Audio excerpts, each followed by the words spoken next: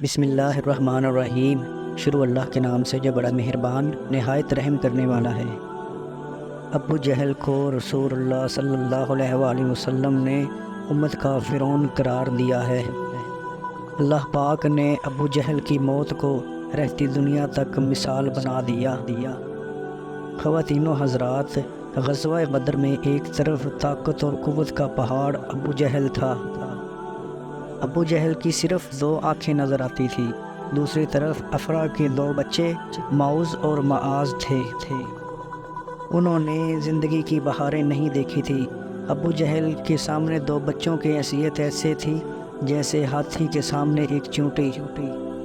مگر ان 2 کم سن مجاہدین نے ابو جہل کو کس طرح مارا، یہ واقعہ روایات میں کچھ اس طرح بیان ہوا ہے کہ غزوہ بدر میں کفار مکہ کا سب سے بڑا سردار ابو جہل نوجوانوں کے گھیرے میں آ گیا تھا، اور اسی طرح یہ دونوں بھائی معوذ اور معاذ، یہ دونوں ابھی کم سن بچے تھے۔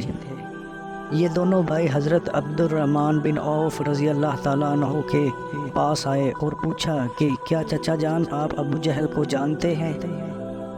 ہم نے سنا ہے کہ وہ رسول اللہ صلی اللہ علیہ وآلہ وسلم کی شان میں گستاخی کرتا ہے۔ تو پھر وہ دونوں بھائی کہنے لگے کہ ہم کو اس پاک ذات کی قسم کہ جس نے ہم کو پیدا کیا کہ اگر ابو جہل کو ہم دیکھ لیں تو اس وقت تک ہم اس کی جان نہیں چھوڑیں گے جب تک وہ مر نہ جائے یا ہم شہید نہ ہو جائیں۔ تو اتنے میں ہی اتفاق سے ابو جہل کا گزر سامنے سے ہوا۔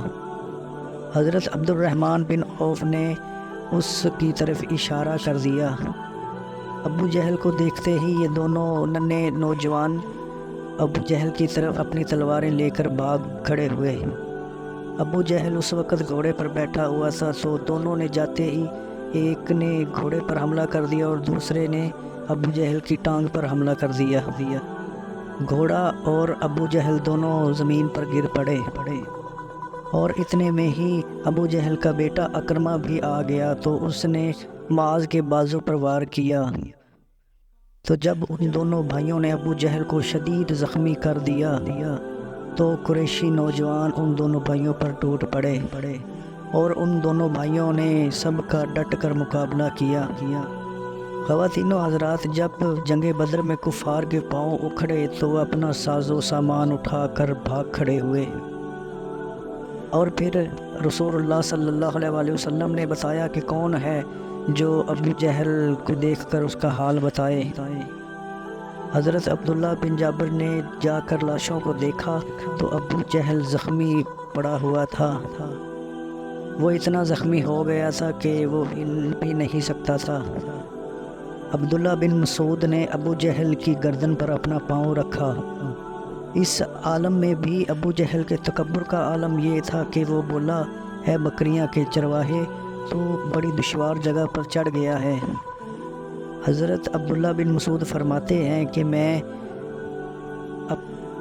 کے جسم پر تلوار سے وار کرنے لگا، جس سے اس کی تلوار کی گرفت ڈھیلی پڑ گئی، اور پھر میں نے اس کے ہاتھ سے تلوار پکڑ لی، اور پھر اس نے جان کنی کے عالم میں اپنا سر اٹھایا اور کہا کہ فتح کس کی ہوئی؟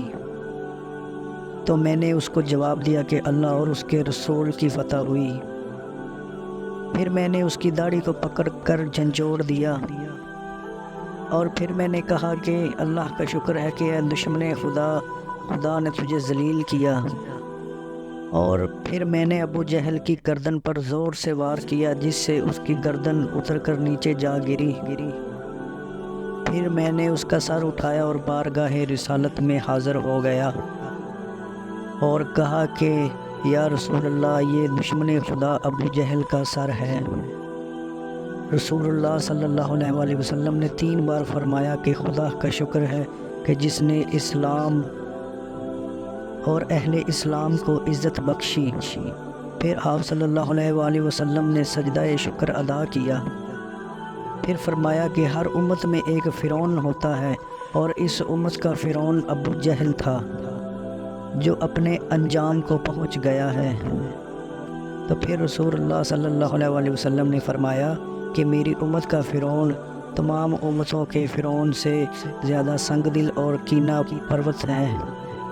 دو کم سن بچے معوذ اور معاذ نے جب ابو جہل کو شدید زخمی کیا تو رسول اللہ صلی اللہ علیہ وسلم کے پاس آ کر خبر دی، تو رسول اللہ صلی اللہ علیہ وسلم نے ان دونوں سے پوچھا کہ تم میں سے کس نے اس کو قتل کیا ہے؟